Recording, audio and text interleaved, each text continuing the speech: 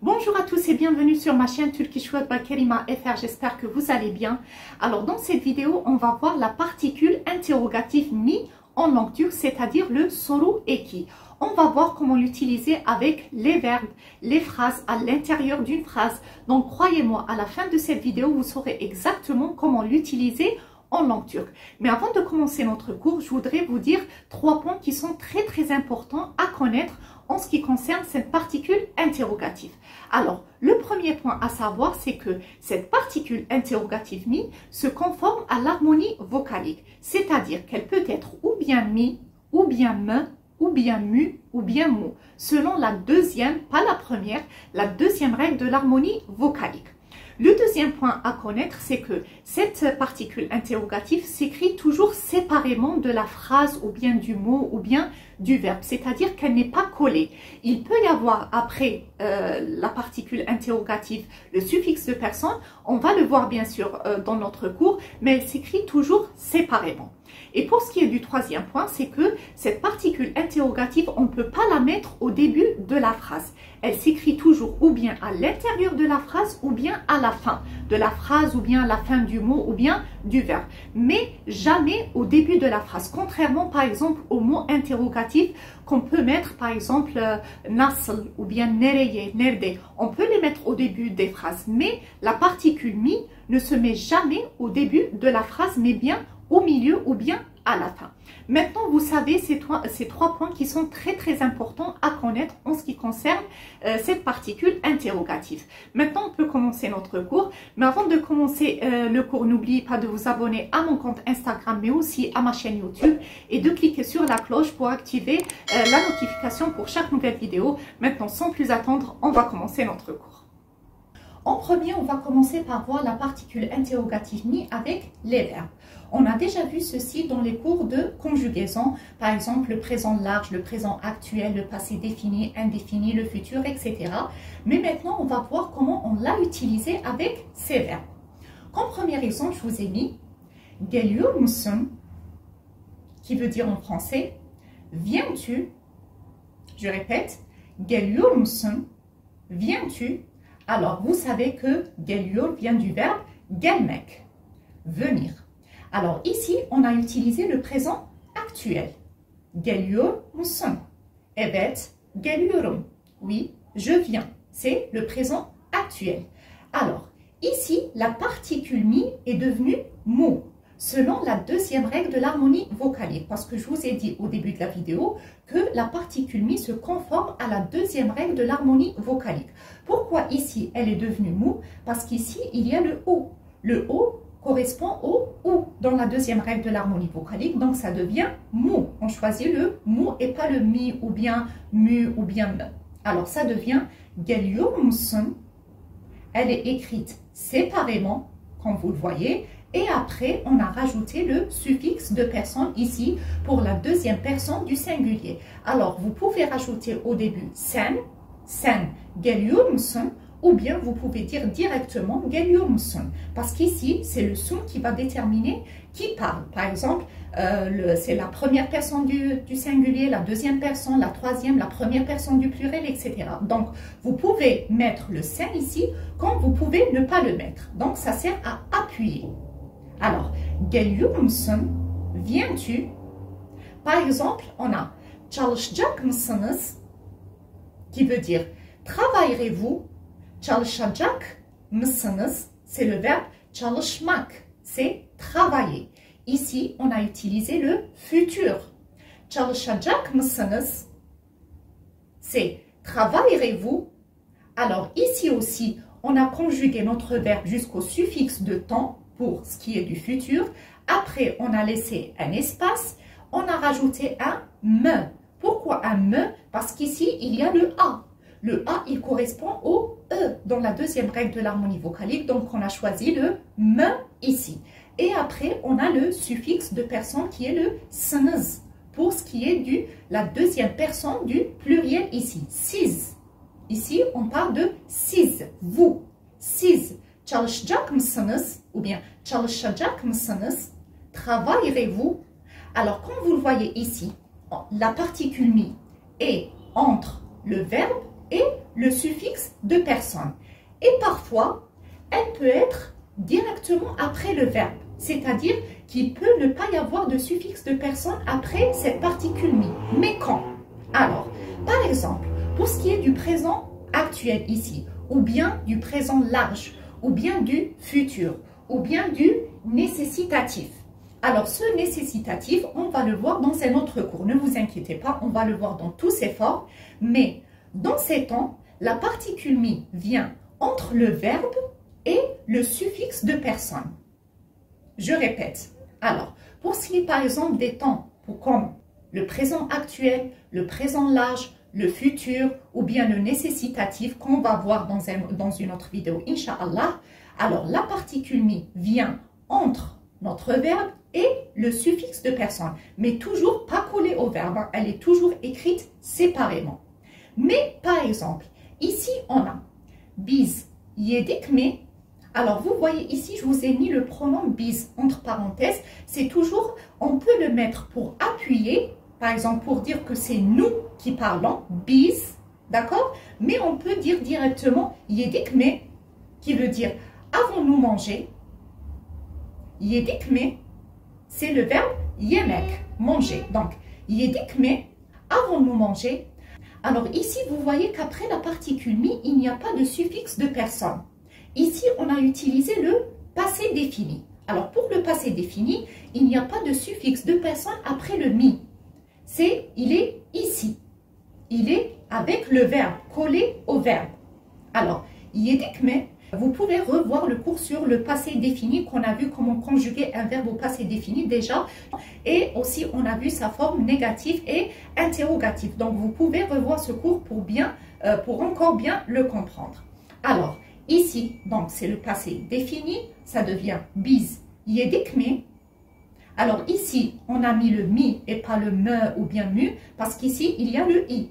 Le i, il correspond au i dans la deuxième règle de l'harmonie vocalique, donc ça devient mi. Biz yedikme.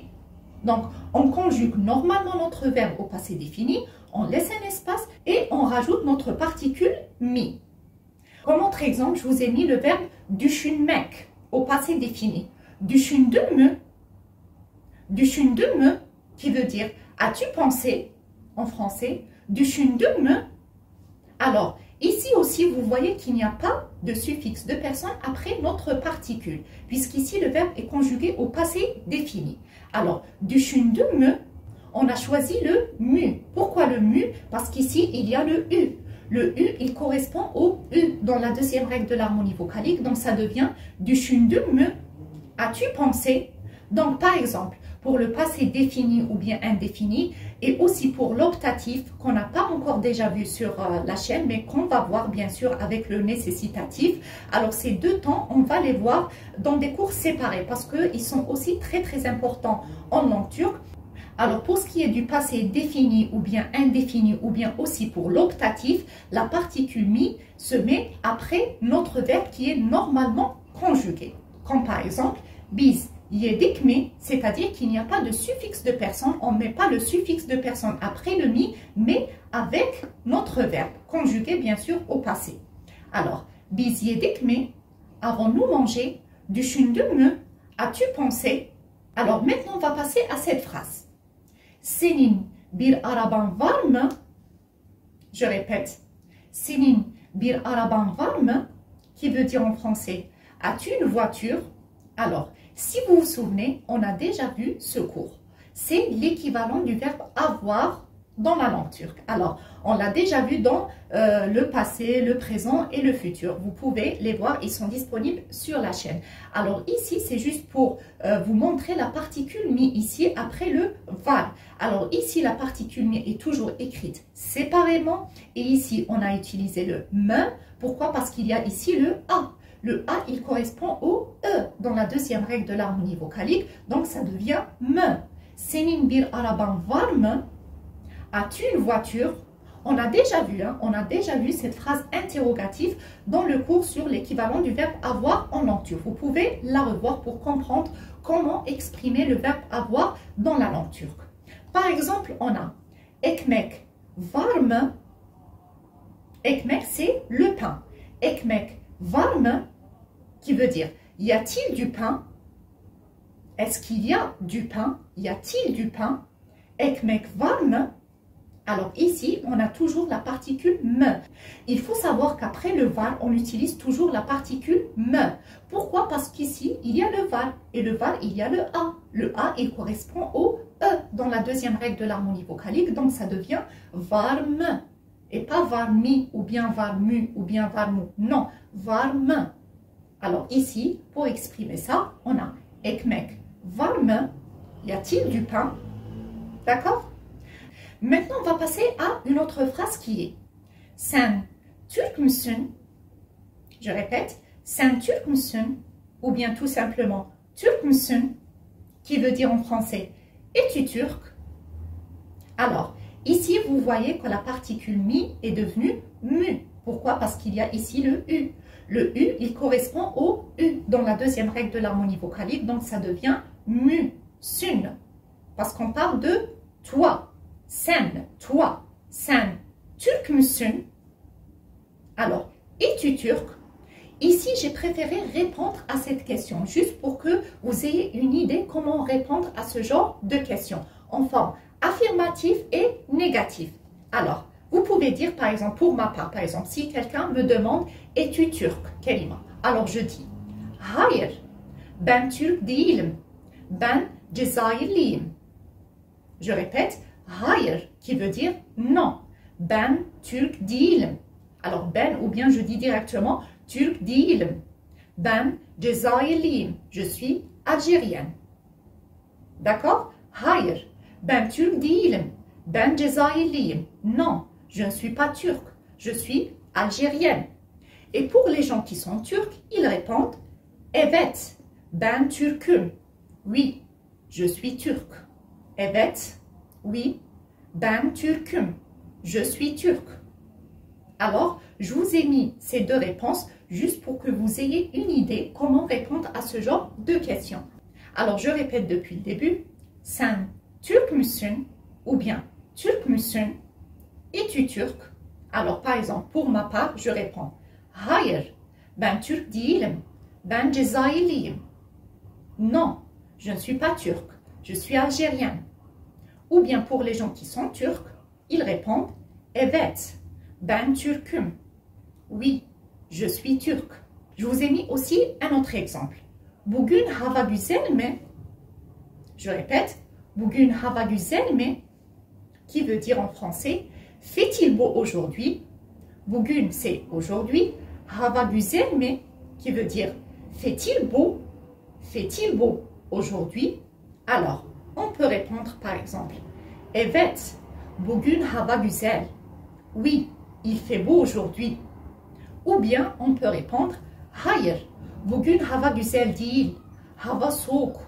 Non, il fait pas beau aujourd'hui. Il fait froid. D'accord? Donc, on peut répondre par exemple, Evet, bugün hava güzel. Oui, il fait beau aujourd'hui. Ou bien, Hayır, bugün hava güzel değil. Hava soğuk. Non, il fait pas beau aujourd'hui. Il fait froid. Alors, je vous ai mis les réponses parce que parfois, on ne sait pas exactement quand on apprend la langue, on ne sait pas exactement comment répondre à ce genre de questions. C'est pour ça que j'ai préféré répondre à ces questions pour savoir à peu près comment y répondre. Alors ici, on a la particule mi qui est écrite séparément du mot, vous le savez. Alors ici, on a le mi, puisqu'ici, il y a le e. Le e, il correspond au i dans la deuxième règle de l'harmonie vocalique. C'est pour ça qu'on a mi. Hava, c'est le temps. Bugün hava güzel mi? Fait-il beau aujourd'hui? Evet, bugün hava güzel ou bien hava çok güzel. Il fait très beau. Hava çok güzel, c'est il fait très beau. Et hava soğuk, c'est il fait froid. Hayır, bugün hava güzel değil. Hava soğuk. Non, il fait pas beau aujourd'hui. Il fait froid. Maintenant, on va passer à la deuxième partie de la vidéo. Dans cette deuxième partie de la vidéo, on va voir comment la particule interrogative mi peut changer le sens d'une phrase quand elle se déplace à l'intérieur de cette dernière. Alors, comme exemple, je vous ai mis la phrase « Sen okulda Türkçe öğreniyorsun ». D'accord? C'est une phrase affirmative. « Sen okulda Türkçe öğreniyorsun ». Tu apprends le turc à l'école. Alors, en premier, on va mettre notre particule mi à la fin de cette phrase. Ça devient Sen okulda Türkçe öğreniyor musun? On l'a mis avec le verbe öğreniyorsun, qui veut dire tu apprends. Öğrenmek, apprendre. Donc, sen okulda Türkçe öğreniyor musun? Qui veut dire apprends-tu le turc à l'école? Alors ici, comme vous le voyez, le mot est entre notre verbe et le suffixe de personne. Maintenant, on va déplacer un petit peu notre particule interrogative. Ça devient sen okulda Türkçe mi öğreniyorsun? Qui devient est-ce le turc que tu apprends à l'école? Ici, on veut savoir est-ce que c'est le turc, c'est-à-dire est-ce que c'est la langue turque que tu apprends à l'école? Donc, on met la particule interrogative avant le Türkçe. Sen okulda Türkçe mi öğreniyorsun?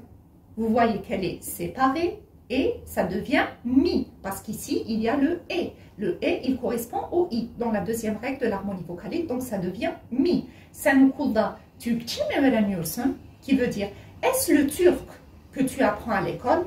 Alors, vous voyez, quand on a déplacé notre particule interrogative, la phrase change de sens. Ça devient, est-ce le turc que tu apprends à l'école? Dans la première phrase, c'est, apprends-tu le turc à l'école? Ici, ça devient, est-ce le turc que tu apprends à l'école? Par exemple, dans notre troisième phrase, on a, sen okulda mı Türkçe öğreniyorsun? Qui veut dire, est-ce à l'école que tu apprends le turc? Ici, on veut savoir, est-ce que c'est à l'école que tu apprends le turc? On ne veut pas savoir ici, est-ce le turc ou bien apprends-tu? Non. On veut savoir, est-ce à l'école? Est-ce que c'est à l'école que tu apprends le turc? Sen okulda mı Türkçe öğreniyorsun? Est-ce à l'école que tu apprends le turc? Alors ici, la particule est devenue me, parce qu'ici, il y a le a. Et pour la dernière phrase, on a mis sen mi okulda Türkçe öğreniyorsun? Qui veut dire, est-ce toi qui apprends le turc à l'école? Donc ici aussi, la phrase a changé de sens. Quand on déplace la particule interrogative à l'intérieur d'une phrase, la phrase change bien sûr de sens. Par exemple, ici, on veut voir est-ce que c'est le turc que tu apprends à l'école. Ici, on veut savoir est-ce que c'est à l'école que tu apprends le turc. Et ici, on veut savoir est-ce bien toi qui apprends le turc à l'école? Alors, vous voyez, quand on déplace la particule mi à l'intérieur d'une phrase, le sens change. Mais, comme je vous l'ai dit au début de la vidéo, on ne peut pas mettre la particule mi au début d'une phrase. Donc, on peut la mettre après un mot ou bien après un verbe. D'accord? Donc, ça devient sen okulda Türkçe öğreniyor musun? Apprends-tu le turc à l'école? Sen okulda Türkçe mi öğreniyorsun? Est-ce le turc que tu apprends à l'école? Sen okulda mı Türkçe öğreniyorsun? Est-ce à l'école que tu apprends le turc? Et sen mi okulda Türkçe öğreniyorsun? Qui veut dire, est-ce toi qui apprend le turc à l'école? Donc maintenant, je pense que la particule interrogative mi n'a plus aucun secret pour vous. Je vous ai mis le plus d'exemples possible pour savoir comment l'utiliser avec les verbes dans des phrases ou bien à l'intérieur des phrases. Ce cours sur la particule interrogative mi en langue turque est terminé. Si vous avez des questions, n'hésitez pas à les poser en bas de la vidéo ou bien sur mon compte Instagram. Moi, je vous donne rendez-vous très bientôt pour une nouvelle vidéo. D'ici là, prenez bien soin de vous les amis. À très bientôt.